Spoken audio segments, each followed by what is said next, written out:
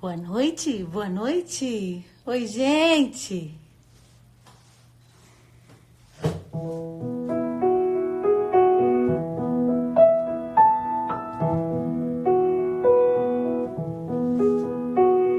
Boa noite, boa noite, boa noite.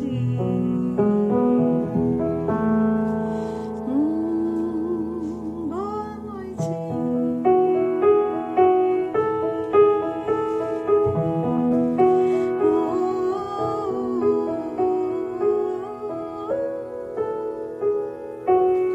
O que agrada a Deus em minha pequena alma é que eu ame minha pequenez e minha pobreza. O que agrada a Deus em minha pequena alma é que eu ame minha pequenez e minha pobreza. É a esperança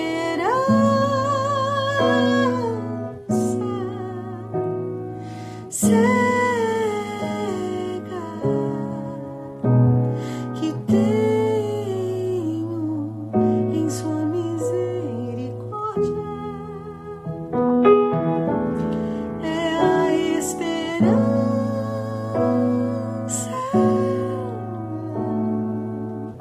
cega que tenho em sua misericórdia. Todo mundo chegando? Vamos esperar só o Dr. Pacheco entrar. Eu acho que ele já deve estar por aí. Oi, Facebook. Bora lá. O que agrada a Deus em minha pequena alma é que eu ame minha pequenez e minha pobreza.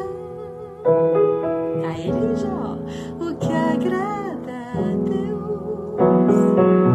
em minha pequena alma é que eu ame minha pequenez e minha pobreza. É a esperança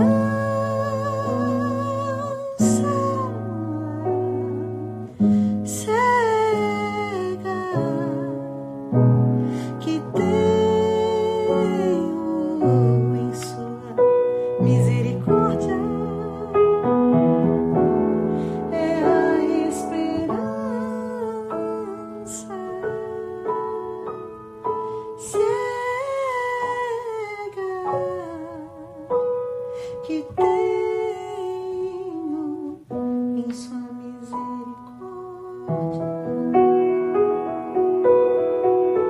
Todo mundo chegou? Tá todo mundo por aí? Então, galera do Facebook, eu vou colocar vocês aqui para ouvirem. Eu vou conversar com o Dr. Pacheco. Vou colocar aqui o máximo de volume que eu tiver no meu outro celular aqui, para que vocês possam ouvir também a minha conversa com ele, porque eu ainda não sei transmitir as duas coisas ao mesmo tempo. Mas, quer dizer, nem sei se... Peraí, vamos ver. Então, vocês fiquem aí comigo. Nós vamos falar sobre esperança.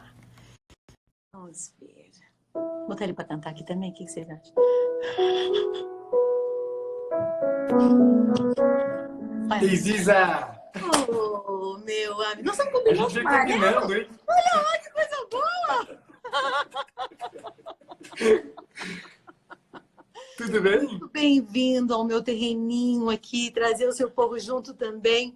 Seja muito, muito, muito, muito, muito bem-vindo. É sempre um privilégio para mim te ouvir, te receber, ler as suas coisas. Eu passei o dia aqui pensando no texto que você... Gente, eu tive um privilégio. Posso contar para todo mundo? Não posso, né? Eu posso. Pode. Eu posso. Eu recebi um áudio hoje de manhã, gente. Deixa eu dizer para vocês, um áudio em francês do doutor, senhor Paulo Pacheco. Maravilhoso, lindo, lindo, lindo. Que eu ouvi, me fez um bem imenso. Bem-vindo, meu amigo, bem-vindo. Obrigado, Ziza. Obrigado de verdade. Como é que você está alegria que me dá. passando esse... Como é que você está vivendo esse momento do nosso país? Como é que você tá passando isso? Como é que está sendo? O que você está vivendo aí diante dos seus olhos? Aziza, eu, na verdade, estou assumindo esse momento como um momento de responsabilidade. Uhum. No trabalho que eu faço, não tem como não ter esse cuidado, né? Sim. Eu acho que é um momento de mudança muito importante, né? A gente vai ter que enfrentar um montão de situações muito novas para praticamente todo mundo que está aqui hoje, né? Uhum. E certamente é um momento que exige o máximo possível de pessoas minimamente de pé, né? Para ajudar. Então, estou Minimamente assumindo de pé. essa. Você pode nos explicar o que você quer dizer com minimamente de pé? Posso. Porque eu acho que as pessoas estão sucumbindo, né? Estão sucumbindo a dois movimentos que eu acho que são problemáticos, né? Um movimento que eu acho que é um movimento um pouco de não levar a sério e por isso perder uma bela oportunidade, uma oportunidade para a vida, né, de cada um de nós. E o outro movimento é justamente um movimento de um movimento de paranoia, né, de levar as coisas para um âmbito que é muito maior, né? E acho que a estabilidade de algumas pessoas vai ser mais do que necessária, né? Algumas pessoas que minimamente dão um norte, né, que oferecem um chão estável, né? Acho que nós temos uma responsabilidade. Cada um de nós tem essa responsabilidade. Hoje nosso assunto é esperança, né? Eu tenho um monte de pergunta para te fazer. Eu vou ser bem atrevida, porque todo mundo merece um dia poder fazer pergunta para quem a gente acha que pode responder, entendeu? Então eu aqui no meu atrevimento, quando você quiser pausa para pensar o que você vai falar, eu canto, tá bom? Beleza, chá comigo. Hoje você me mandou aquele áudio belíssimo sobre o amor, a fé e a esperança. E eu queria, antes de qualquer coisa, perguntar, talvez aquela pergunta que ronda todo mundo, e a gente tem medo de falar dessa pergunta. O Pacheco tem medo de morrer? Não tenho medo. Quando você pensa na resposta, você vai para onde para dizer que não tem medo? Eu penso em várias coisas. A primeira coisa a primeiríssima grande questão que me vem em mente são os meus, né? Minha esposa e meus filhos. Depois, evidentemente, eu penso na minha alma, né? E não sei, Ziza, eu penso muito assim que a morte é uma realidade que todo mundo precisa olhar para ela, né? Uhum. E não vou dizer para você que se eu encaro a perspectiva do que tem para vir, né? E eu olho para minha alma, não vou dizer para você que está tudo bem, né? Eu só sei que está tudo bem por conta de uma coisa, né? Tudo bem entre todas as aspas do mundo, né? Uhum. Eu me esforço o máximo possível para fazer do meu trabalho uma oportunidade de que as pessoas entendam um pouco mais o que é que sustenta a minha vida. E aí, quando eu penso na minha esposa e penso nos meus filhos e penso o quanto a vida da gente é marcada, né, sobretudo por essa certeza de que eu e minha esposa estamos um com o outro para nos lembrarmos mutuamente do que é a única coisa que interessa e o que isso pode significar para os filhos, né, os nossos filhos. Mesmo que eu faça tudo errado, mesmo que, né, no fim das contas, a gente sempre faz as coisas erradas, né? A gente sempre faz a coisa do jeito mais atrapalhado, né? Eu tenho muita convicção, Ziza, que o menor dos meus movimentos é por amor. Ainda que não seja, talvez, explícito, gritante, visível e que todo mundo possa ver assim, né, com uma clareza solar, mas o menor dos meus movimentos é cotidianamente pensado em razão de um amor. Eu te Eu faço essa gostaria pergunta. muito que os meus filhos soubessem disso, eu gostaria muito que os meus clientes soubessem disso, eu gostaria muito que os meus alunos soubessem disso. Entre mim e minha esposa, isso, né, foi pactuado, né, no casamento, no nosso matrimônio, mas também também é um objeto de memória constante nosso, né? Porque a gente escorrega, né? A gente vacila, a gente se prende em mesquinharia, né? De parte a parte, né? E Acho que você tocou numa movermos assim é palavrinha-chave, diferente. assim, uma palavra-chave, assim, a memória. Hoje de manhã, por que que eu tô te perguntando isso, assim? Eu passei com algumas perguntas na cabeça no dia de hoje. Eu tenho um amigo que mora na região da Bavária, na Alemanha, e ele mora numa vilinha muito pequenininha, e aonde ele é responsável por uma fazenda da esperança, aonde ele trabalha com recuperandos químicos, né? É uma vila muito pequenininha e tinha um caso de coronavírus. Aí de ontem para hoje já são 5. E na região onde está a vila dele, de ontem para hoje aumentaram em 3.000 os casos. E é um lugar muito pequeno. E hoje ele... E a gente numa conversa assim muito honesta, né? Porque ele realmente estava sofrido, responsável pelos meninos da fazenda. E a gente foi conversar sobre isso, assim, eu perguntei para ele, você tem medo da morte, né? E foi incrível, assim, como a gente, nesse exato momento, se sente frágil e a gente perde a compostura, a gente perde o eixo, a gente entra nesse movimento histérico, ou entra nesse movimento de exagero, porque a gente tem medo de morrer, ou porque a gente tem medo de perder o domínio que a gente acha que tem sobre a vida.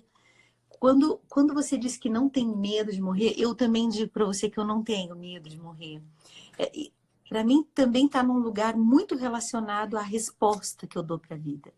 Todo dia, toda hora, ao compromisso que eu tenho com a vida, né? E essa resposta, ela é árdua. Ela é árdua.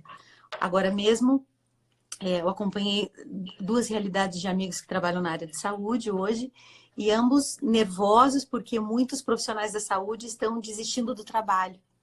Sim. E saindo do seu posto, de onde fizeram um juramento, de onde tinham que cumprir o seu dever de cuidar da população, né? E eu me senti hoje assim, meu Deus do céu, como artista, o que é que eu posso fazer?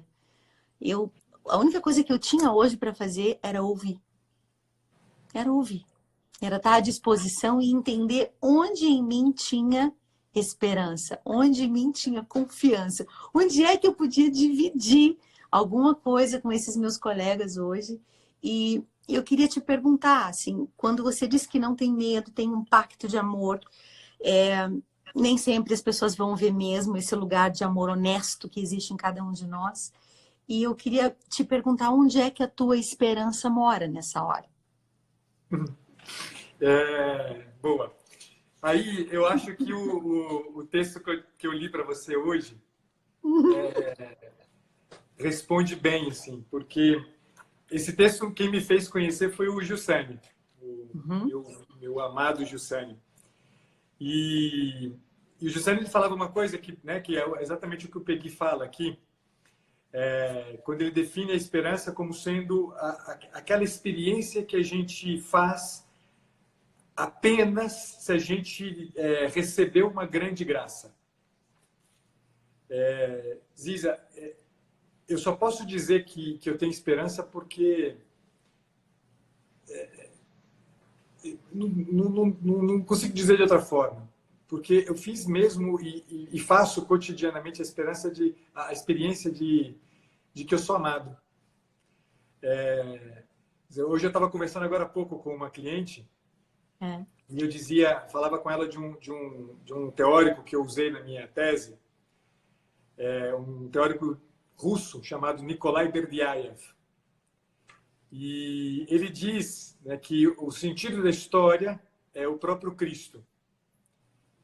E ele continua dizendo, né, que, no fim das contas, se o sentido da história é o próprio Cristo, o sentido da história é a pessoa. Porque Cristo veio para a pessoa.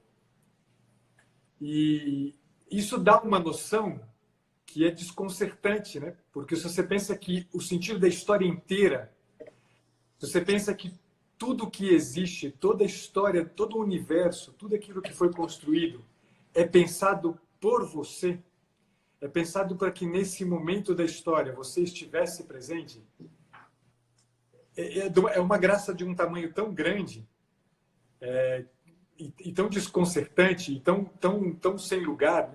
Quer dizer, tão difícil da gente engolir, né?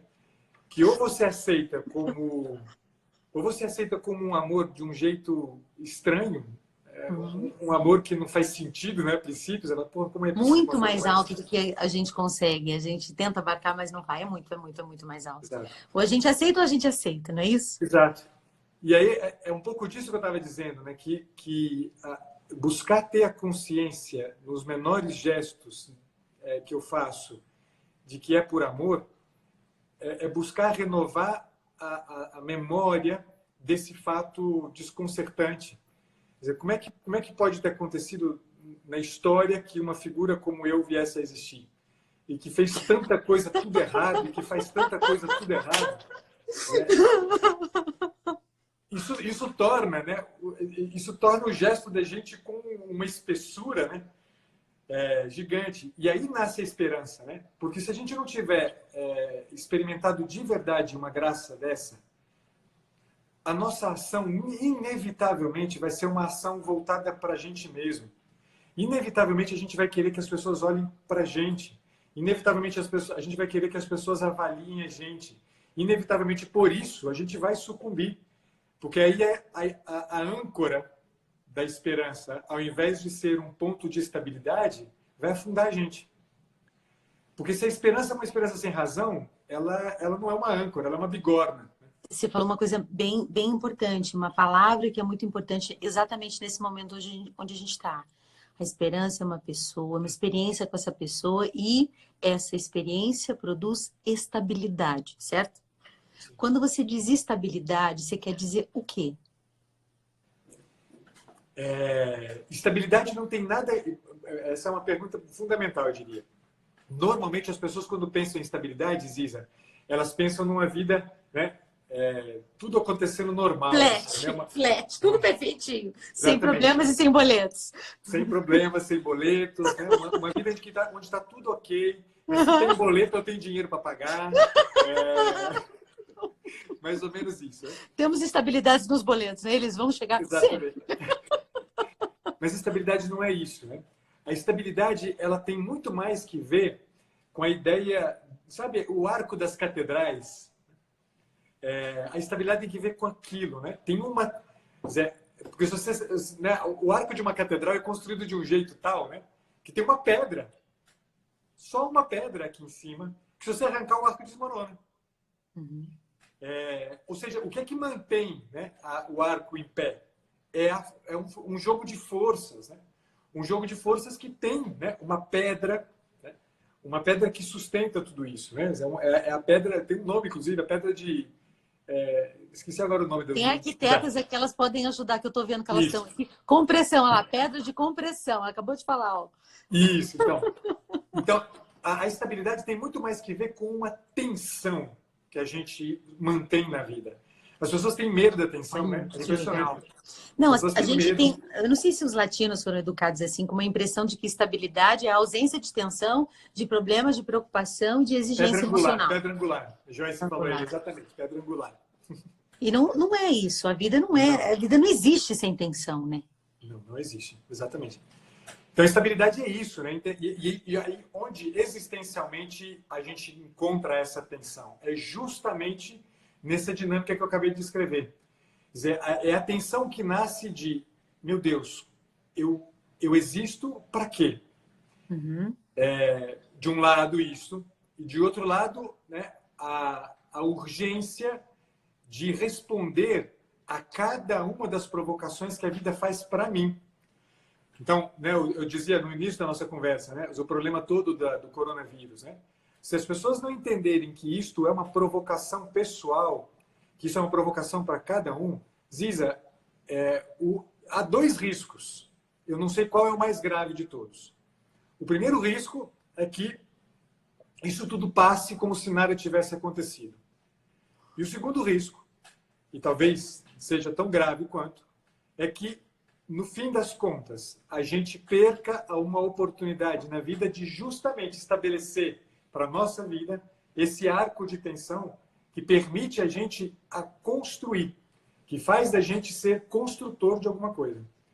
E o não levar a sério, né, um dever, não levar a sério o fato de que isso me provoca, isso me chama, isso me pede uma resposta, a mim, pessoalmente, caramba, não é que isso faz mal só para a minha biografia. Isso faz mal para o mundo, né? Isso faz mal para o mundo. A gente não entendeu ainda, né? É muito impressionante como a gente não entendeu ainda. Quer dizer, que o meu erro, o seu erro, o erro individual de cada um de nós, não é o meu erro só. Tudo bem que eu vou pagar por ele, mas o meu erro, ele impacta, né, o mundo inteiro, né? Ele impacta todo o gênero humano. Dizer, o nosso mal não é alguma coisa que só eu que vou responder por ele, né? O nosso mal deixa uma marca no mundo. E a gente tem que aprender a lidar com o fato de que somos responsáveis. A responsabilidade por um lado e o chamado, né, dizer, que a vida provoca diante da perspectiva do para quê, é esse o arco de tensão que mantém as coisas com a estabilidade certa, né? Quer dizer, que não é aquela estabilidade entendida como um achatamento de problemas, né? É isso que está em jogo. Não sei se faz sentido o que eu estou dizendo. Faz total sentido, porque ou a gente amadurece para experimentar esse arco da vida aqui no nosso endereço, no nosso CEP e no nosso CPF, ou a gente dança, né? Porque senão a gente tem que amadurecer e sentir na nossa própria realidade. Agora, por exemplo, quando eu estava cantando uma música que é uma letra de Santa Teresinha, que é assim, ó. O que agrada a Deus, minha pequena alma, é que eu ame minha pequenez e minha pobreza é a esperança cega que tenho em sua misericórdia. Quando você fala que viver é uma responsabilidade, é um chamado a dar uma resposta, porque a gente tem que assumir a bendita da pedra angular, aonde a gente é exprimido, onde a gente é exigido até o último. E Santa Teresinha diz que o que agrada a Deus é essa esperança cega que a gente tem, que a gente precisa ter na misericórdia de Deus. Em qual momento você acha, ou pelo menos que você já tenha percebido, que você já perdeu a esperança? E como é que você acha ela de volta? Putz. Muito recentemente, perdi a esperança várias vezes, tá? Bem-vindo ao clube. A vez em que isso ficou mais recentemente, né, mais vivo para mim, foi na passagem de 2017 para 2018, quando eu fiquei desempregado. Depois de 18 anos de carreira como docente universitário, eu fiquei desempregado e fui vendo as portas se fechando uma depois da outra. E fechando de um jeito meio cruel, assim, sabe? Porque eu, de fato, construí a minha carreira universitária muito a partir de uma provocação que Dom Gils fez, né? A provocação um pouco de viver a experiência como professor como uma experiência apostólica, efetivamente, né? Uma experiência de ajudar. Tem gente perguntando aqui no Facebook. Eu estou conversando, gente, com o Dr. Pacheco. Ele é de Ribeirão Preto, ele é psicólogo, professor, mais um tanto de coisa boa. Fica esperto aí, fica ouvindo aí. Continua, perdão. Tranquilo. E ter construído a minha carreira né, com essa preocupação, né, de alguma maneira imprimiu para o meu trabalho, né, Tua mãe tá aqui, parece. Desculpa te cortar de novo. Todas. Olha lá, boa noite, filho. Ai, que emoção. Boa noite, dona Ana. Muito prazer. Que amor. Desculpa, é a primeira da fila sempre. Grita. Que a mãe. Nossas mães. Continua, meu anjo. Mas, enfim, e aí quando essa coisa, né, de eu ter perdido emprego e ter, né, encontrado as portas fechadas, né, Teve um momento, né, sobretudo depois de uma conversa que eu tive que eu fui procurar trabalho numa universidade, e a pessoa virou para mim e falou assim: doutor, o seu currículo é muito bom, mas o seu currículo não serve para mais nada na psicologia. Eu sugeriria ao senhor que o senhor se graduasse em alguma outra coisa e empreendesse um outro caminho, porque na psicologia aquilo que o senhor sabe não serve mais. Ziza, quando eu escutei isso, ali a experiência que eu fiz foi de dizer: puxa vida, tudo que eu fiz esses 18 anos é para jogar fora. Né? E eu sucumbi, eu te digo que eu sucumbi. Né? Se não fosse a minha esposa que me puxasse a orelha, vira e mexe, eu teria sucumbido definitivamente e chutado o balde completamente. Né? O ponto de virada, de novo, né, foi exatamente a experiência de uma grande graça. Agora há pouco eu estava conversando com um grande amigo, e é um grande amigo que foi o responsável por essa graça, sabe? Numa ocasião, no ano de 2018, eu estava indo para a clínica para atender e eu estava muito chateado, tinha tido uma situação difícil em casa, estava muito chateado, eu escrevi para esse meu amigo dizendo: olha, eu desisto, eu acho que não é esse o caminho. E cheguei na clínica, eu pus a mão na maçaneta da porta e eis que esse meu amigo me liga via Instagram. E eu não podia atender, porque eu estava com um cliente na porta da sala. Né? E eu falei: porra, que saco, né? E atendi meio que assim, né? Porque eu tinha acabado de conhecer essa pessoa. Tinha coisa de algumas semanas que eu tinha conhecido essa pessoa. Então, logo terminou o atendimento, eu mandei uma mensagem dizendo: desculpa, eu não consegui te atender. Eu estava... E aí ele só me mandou: não, eu só queria te dizer uma coisa. Confia em mim, não desista. A experiência de grande graça que eu me refiro, né, talvez contada assim, né, pareça meio banal, né? Mas não tem nada de banal, porque esse homem é um homem que deu direções para a minha vida que eu não imaginava. A experiência de grande graça tem que ver exatamente com isso aqui, Ziza. Naquele momento, eu me sentia, de fato, absolutamente não merecedor de atenção alguma de absolutamente ninguém. E esse homem totalmente desconhecido, para mim, pelo menos, e eu para ele, por uma graça de Deus, não sei porquê, movido pelo quê, né? Simplesmente me diz isso: não desista, confie em mim. De novo, a esperança não é resultado de um esforço nosso.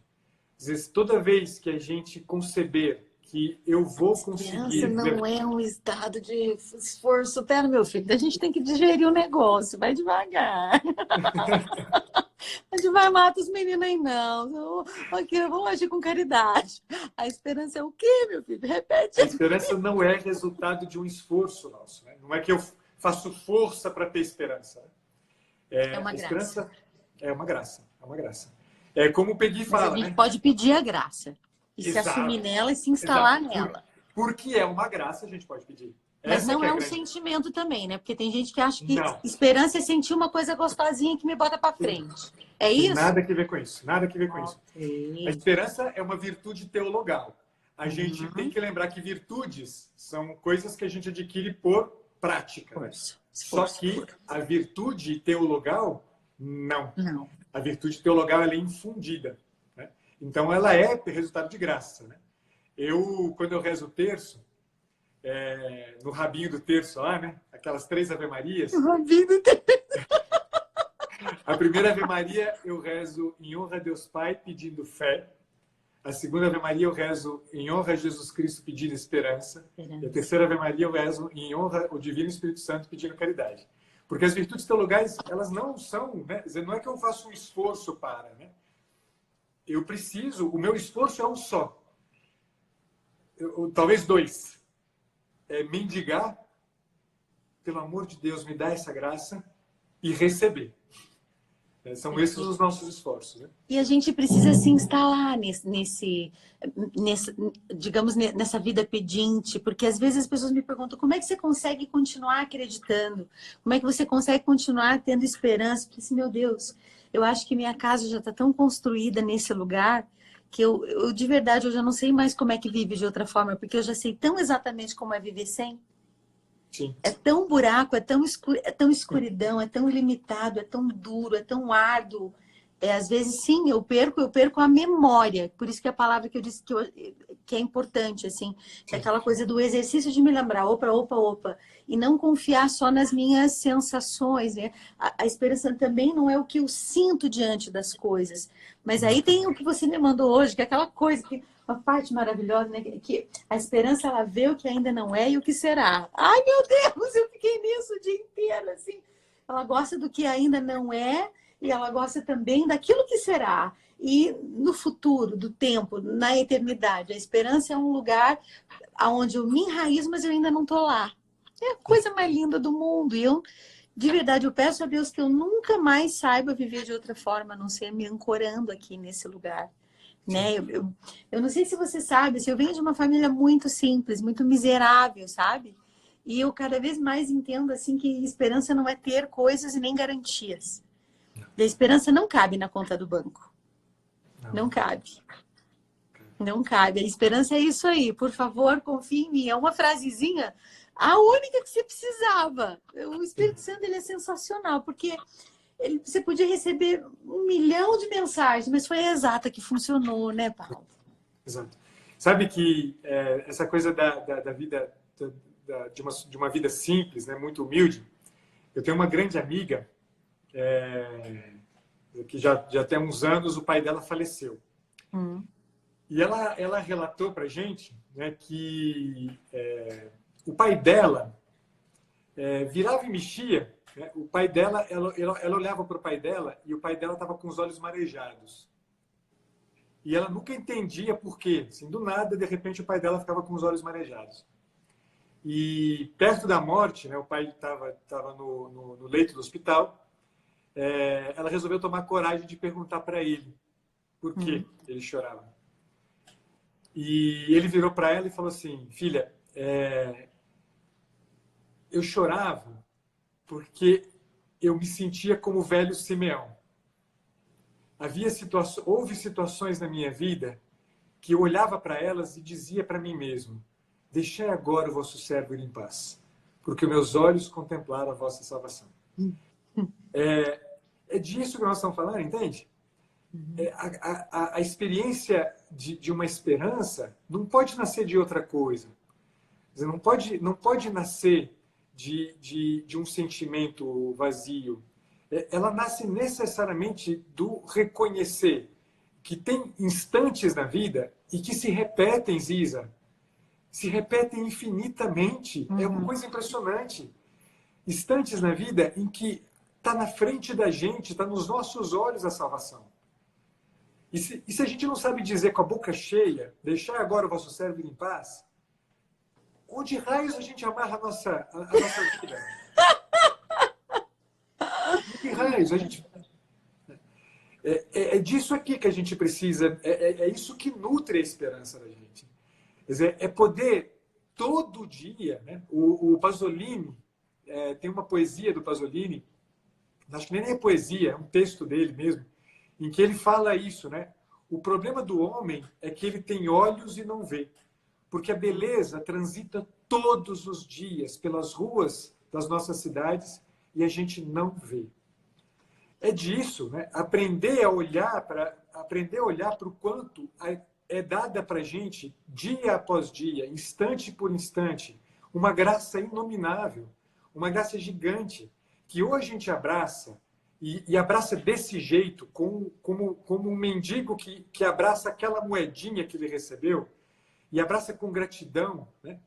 O que a gente vai fazer o tempo inteiro é ficar agarrado na nossa soberba. E a gente é um bando de desgraçados soberbo. A gente vai morrer soberbo, desgraçadamente soberbo. Mas não tem problema que a gente seja soberbo, pelo amor de Deus. Né? E quando a gente vive na carne, a gente vai ter essa desgraça. É uma faca que vai descascar essa soberba antes da gente ser salvo. Exato. A questão é exatamente... E é bonito porque eu peguei, né, nessa poesia que na verdade é uma peça de teatro, né? Nessa poesia, ele usa essa imagem que é muito legal, né? Da fé, da esperança e da caridade, né? Sendo a fé e a caridade duas irmãs mais velhas da esperança, né? Que é uma menina, é uma pequenininha, e que dá a mão para as duas. E aí ele descreve, né, dizendo, a impressão que a gente tem é que a fé e a caridade estão levando a esperança. Mas no fundo, quem guia é a esperança. Tanto que um pouquinho antes, na peça, o Peggy coloca na boca de Deus, né, algumas frases impressionantes. Ele diz, la foi, ça ne m'étonne pas. A fé, isso não me maravilha. La charité, ça ne m'étonne pas. A caridade, isso também não me maravilha. O que me maravilha, diz ele fala de um jeito maravilhoso, mais l'espérance, voilà ce qui m'étonne. Moi-même, ça se m'étonne. A esperança, isso me espanta, isso me maravilha. Maravilha a mim, ao próprio Deus. Isso me espanta, me maravilha. Porque é assim, a esperança é uma criança. Quer dizer, é um jeito de caminhar na vida que é o jeito de uma criança, né? E que tem essa característica exatamente, porque a criança é assim, Ziza. Mas a criança, né, não é fazer aqui um elogio banal e ao infantilismo, né? Uhum. Mas a criança, ela tem a capacidade, né, de se espantar com a realidade, né, e perceber em certas minúcias aquilo que a gente, como o Pasolini disse, não consegue enxergar mais. A beleza andando do nosso lado na rua e a gente não vê mais. E por isso a gente não consegue dizer, deixai agora o vosso cérebro em paz. E aí retoma a pergunta que você me dizia, por que eu não tenho medo da morte? Porque, Ziza, o tanto que os meus olhos contemplaram a salvação... Porra! Quisera Deus se, na última, eu pudesse dizer, cara, me leva agora, vai, me leva, por favor. A gente sabe que a gente tem mais coisa para fazer, né? A gente sabe que tem mais coisa para fazer. Mas a ideia é essa, né? Você tem guiado desse jeito. Vou cantar uma canção para você enquanto a galera vai digerindo aí, porque tá denso, viu, doutor? Estão perguntando para você qual é o nome da peça. Se chama o Pórtico do Mistério da Segunda Virtude. O Pórtico do Mistério da Segunda Virtude. Por favor, quem puder escrever aqui na live, a gente agradece. Eu canto uma canção de esperança. De um tempo onde eu também a perdi de vista. De um tempo onde eu achei que eu fosse capaz de apagar o que em mim era sagrado. De um tempo que eu achei que os meus erros eram muito maiores do que a capacidade de Deus de me receber de volta. Seu olhar me trouxe aqui, já faz tanto tempo que eu me despedi. Quis outro caminho pro meu coração, eu quis voar. Quero lhe contar por onde andei e o que sobrou de mim quando eu duvidei da primeira vez que você me olhou. No seu calar entendi, eu vim pra recomeçar. Tenho tanto pra andar e eu só preciso ouvir a tua voz. Eu não quero mais me esconder de mim mesma e nem de você. Ainda há tanta vida por viver. Você me faz capaz quando já não posso mais. Você me faz voar quando não posso andar. Seu amor me faz seguir quando nem sei por onde ir. Quando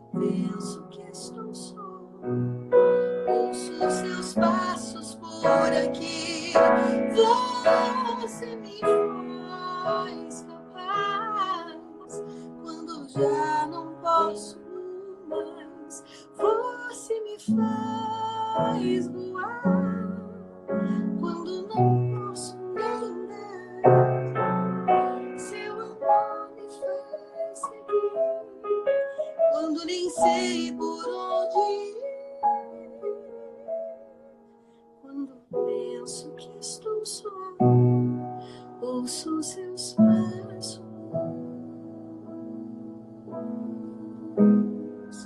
por aqui.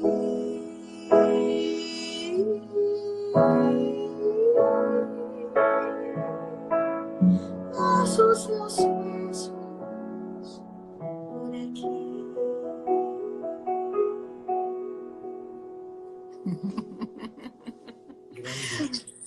Quando o Dr. Pacheco perde a esperança, quando dá um turbilhão na alma, o que você faz? A gente pedir socorro para sua esposa. Eu já nem peço mais, Isa. Graças a Deus eu não peço mais, ela socorre logo. Putz, quando eu perco a esperança, cara, hoje eu corro atrás de quem olha para mim, assim. Quem te coloca de volta no seu lugar, né? Exato. Porque eu acho que o caminho é sempre esse mesmo, não tem jeito, né? Quer dizer, não é esforço nosso, o nosso esforço é só mendigar, né? E hoje eu preciso de olhos que me lembrem, né? Olhos que eu acho que eu já falei para você do Miguel, né? O Miguel que me apresentou o Gilsane, né? Uhum. E eu me lembro de uma ocasião que eu virei para o Miguel e falei assim, bravo, inclusive, eu estava bravíssimo. Foi logo na minha conversão, assim. Porque ele me mandou... não, eu estava numa aula, ele estava falando sobre o tripé da clínica em Carl Rogers. E ele falava sobre aceitação incondicional, congruência e empatia, né? E aí eu tô lá encostando o Miguel na parede, né? E aí, de repente, eu viro para ele assim, Miguel, esse negócio de congruência, não entendo, cara, eu não consigo entender isso. Ele virou para mim, sério, virou para mim e falou assim, cara, eu sei que você entende, você não quer dar o braço a torcer. Ziza, Ô, cabeça dura, vai para o teu lugar. Enfurecido de raiva com aquilo, fiquei enfurecido de raiva com aquilo. E saí da sala chorando, E tempos depois, né, eu dizia para o Miguel, como é possível que você me conheça mais do que eu mesmo? Não é que o Miguel conhecia a minha história, mas o Miguel, quando olhava para mim. São de olhos assim que a gente precisa, Ziza. E hoje eu sei que se eu não tenho a possibilidade na vida de encontrar olhos que me recuperam assim, né, que me fazem colocar no lugar de novo a esperança, eu vou sucumbir. Aqui a gente tem muita gente que está passando um momento muito delicado. A gente está passando um momento delicado no mundo inteiro. É uma hora que a gente precisa de verdade, assim, ter para quem olhar. Sim. Saber exatamente em quem a gente confia, quem nos devolve, né? E eu sei também que tem muita gente que tem muito preconceito sobre o fazer terapia, o se cuidar, o procurar um profissional da alma, né? Um profissional que cuide da alma humana.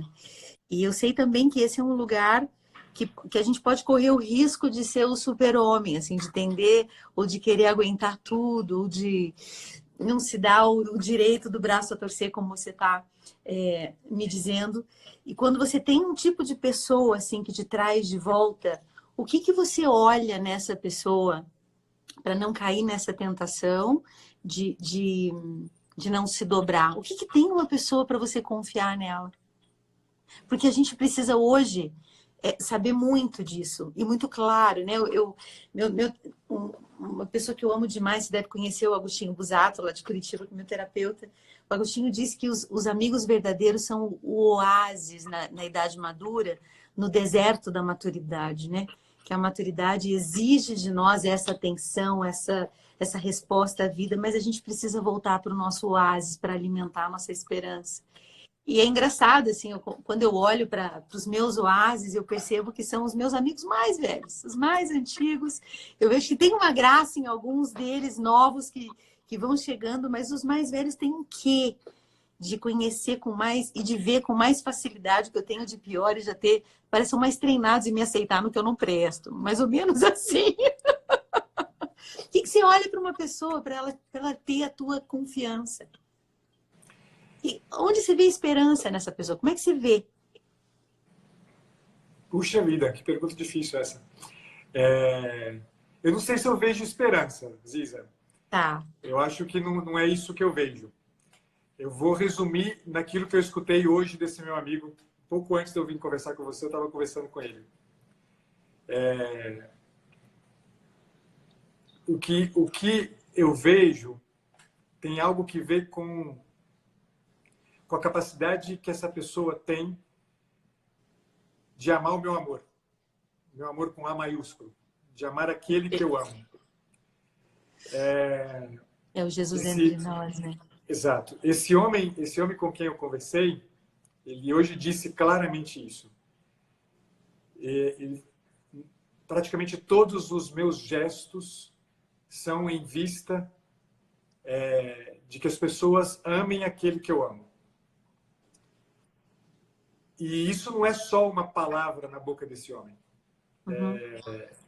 Porque antes dele dizer isso, antes dele explicitar isso, e foi a primeira vez que ele disse isso, desde que eu o conheço, isso já era evidente. Eu falava isso com a minha esposa, né, várias vezes, assim, esse homem vive isso e é isso que ele quer. É porque é evidente, transparece, né? Transparece na forma como ele se ocupa das pessoas, transparece na forma como ele encara o que tem na pessoa, que não é, Ziza.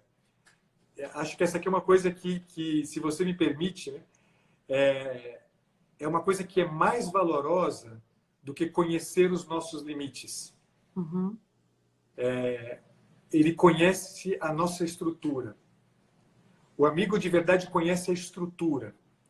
Eu tenho um amigo chamado Dinho, e ele é baiano. E o Dinho falou uma vez uma coisa muito bacana. Ele trabalha com menores, né, menores em situação de risco social gravíssimo, assim, gangues, etc. E ele falava uma vez assim, cara, esses moleques com quem eu convivo, eles já sabem por eles mesmos o tanto que eles são maus. Todo mundo, quando olha para eles a partir disso, do erro, da maldade, né, que eles cometem. O meu esforço com eles é que eles percebam que eu não olho para isso, porque isso eles não sabem. É disso que eles não sabem. O Dinho é um homem que é assim. Ele é a possibilidade desses meninos entenderem que aquilo que é a estrutura deles não é o erro que eles cometem. A estrutura deles é um anseio de amor cuja resposta é só uma, Ziza. A resposta é só uma. E a gente não pode ter mais, né, pejo de responder com todas as letras. É Jesus Cristo. A gente não pode mais. Chega da gente ficar colocando, né, rasgando as vestes quando dizem esses nomes. A única coisa que é capaz de responder completamente ao anseio do coração da gente é um homem que tem nome, tem rosto, e se chama Jesus Cristo. E que se a gente não encontra alguém que vive diante do rosto de Cristo, a gente não consegue levantar do chão, né? Para mim, né, é fundamental isso. Né? É fundamental reconhecer na pessoa um desejo sincero, ardente e sincero, de que todos os que se aproximam dele, mais do que se aproximar dele, se aproximem daquele que ele ama. E isso a gente sabe, Ziza. Isso a gente sabe, Ziza. A gente sabe. Quando é para olhar para a gente, quando a pessoa atrai o olhar só para ela, a gente sabe. Não dura, não dura. Não dura, não dá pega, não cola. Né? Não dá liga mesmo. Não dá liga, não dá liga. Né? A gente tenta, a gente tenta. A gente tem que se esforçar de fato mesmo, né? E com toda a nossa miséria, viu, Ziza? Porque a gente é miserável mesmo. A gente é miserável mesmo. Um dia você colocou uma pergunta na caixinha e eu respondi um tubo, né? Eu vi. Vai, conta para eles. Quando alguém o que você diria para alguém que já tenha te caluniado, né? Você disse que você era um tubo. Explica aí Um para a tubo. galera, vai. Eu aprendi essa também com o Gilsani, né? Ah. Porque o Gilsani dizia isso, né? Eu não passo de um tubo, né? Pode me caluniar à vontade, porque tubo é para ser caluniado mesmo, né? Mas só que eu sou apenas aquilo através do que passa algo que é muito maior, né? O Ratzinger, nos funerais do Gilsani, disse exatamente isso, né? Do Gilsani. Ele dizia: Gilsani atraiu os homens a si para levá-los a Cristo. É isso, né? Me calunie à vontade, pode me caluniar à vontade, não tem problema nenhum, né? Porque eu sou um tubo só, né? A gente precisa, mas veja, Cisa, alguém poderia dizer, mas isso é uma frase do Dom Jus. Tá, é verdade, é uma frase do Dom Jus mesmo. É uma frase do Dom Jus que eu quero encarnar em mim, né? E se eu puder morrer na vida do jeito que Dom Jus morreu, eu vou fazer todo o esforço, heróico que seja, para que isso possa acontecer. Para que isso possa acontecer. Porque eu não quero morrer como um imbecil. Tudo que eu não quero na vida é morrer como um imbecil. Esses dias eu estava vendo uma live sua e você falou isso, eu me lembrei de tanta coisa, eu fiquei pensando, meu Deus, tem tanta lógica. Deixa eu cantar um pouquinho. Que a gente não morra como um imbecil. Isso aí a gente tem que tatuar na alma, né? Eu colar no post-it no espelho do banheiro. Senhor meu tudo, meu mestre, te adorarei, Senhor meu tudo, meu mestre, te adorarei, Senhor, eu nada sou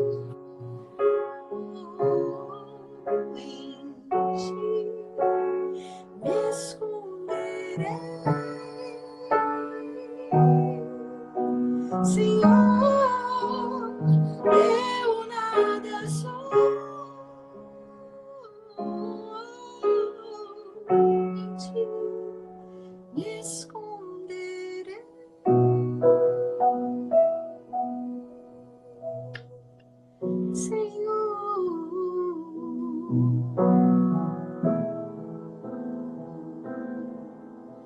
Meu tudo,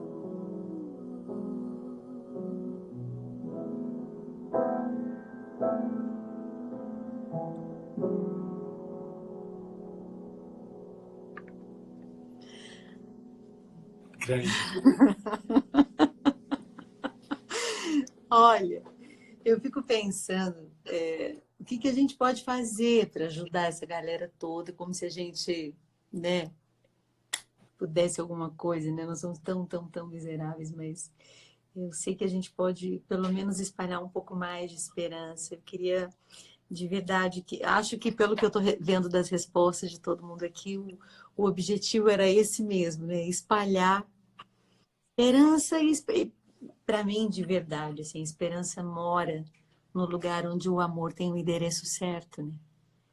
O endereço pela pessoa certa, o endereço ali, naquela direção onde toda a minha vida é ordenada e eu vivo uma renovação de força praticamente sobrenatural, assim. Então, eu agradeço demais a Deus quando eu penso nas pessoas para quem eu me volto, né? Os meus oásis, assim, acho que tem muito a ver também com um lugar onde a fidelidade se alimenta, né? Eu acho que a fidelidade se alimenta dessa esperança também. Eu tenho uma imensa graça na vida, que é de ter amigos muito fiéis. Muito fiéis, assim, fiéis. Eu sei que aqueles que conhecem o motivo do meu amor cabem nessa mão. São bem poucos, né? São aqueles que não estão muito interessados no que eu faço, mas para onde eu estou indo e como eu estou indo, né? E eu tenho uma amiga, ela está aqui na live. Às vezes, quando eu tenho as minhas choradeiras, assim, minhas desesperanças, quando eu chego meio reclamona, a casa dela é com quem eu moro lá em Petrópolis, onde eu faço mestrado em psicologia. E às vezes quando eu chego chorando, ela abre a janela. Perto da casa dela tem uma igreja evangélica onde as pessoas cantam muito alto. E um pouco mal, assim, digamos. E aí ela abre a janela e fala assim pra mim, Fernandes, vamos cantar. E ainda se vier. Aí eu olho pra ela assim, eu só preciso chorar. Fernandes, não dá tempo. Vamos. E ainda se faz aquela palhaçada comigo. Ela tá aqui, a miserável. Não tem criatura que me desinstale mais rápido do que esse ser. Ela é maravilhosa, André. Ela tá aqui. E é daquelas coisas assim, aquele bilhetinho que você recebeu. Olha lá, tá rindo aqui de mim. Aquele bilhetinho que você recebeu lá no Instagram é mais ou menos a janela que ela abre e fala, vamos lá, vai! E ainda se vier. E eu, para com isso, eu odeio essa música. Aí que ela canta mais alto. Vamos lá com os irmãos, Fernandes, vamos! E me leva para aquele lugar de humor maravilhoso, assim, vamos rir disso, mulher. Vamos por cima. Vai por cima, entendeu? Vamos. E me ensina tanto, sabe? É um oásis maravilhoso, assim. Eu tenho amigos únicos que estão na luta, assim, e às vezes num store, numa coisinha pequenininha ali no Instagram, já liga. Ô, Fernanda, tá tudo bem hoje mesmo? Né? Não sei em qual lugar você tá no mundo, mas tá tudo bem mesmo hoje? É bom isso, porque, na verdade, a gente se deixa tocar, se deixa conhecer. E muitas vezes Deus me alcança pelas mãos dos meus oásis, dos meus amigos. Eu tô tão cega. A beleza desfila na minha frente, eu não vejo. A esperança faz uma passeata na minha frente de tanta graça. E às vezes eu não vejo. E eu preciso de alguém que me abra a janela e ria da minha cara e diga, vamos cantar, Fernanda. A gente precisa disso, precisa de amigos. De fato, essa outra coisa que Dom Gils me ensinou. A vida verdadeiramente cristã é a vida da amizade. Né? A vida da amizade. Isso sim tem algo que ver com a experiência cristã. Né? Que no fim é aquela coisa, né? Vocês serão reconhecidos pela forma como vocês se amam, né?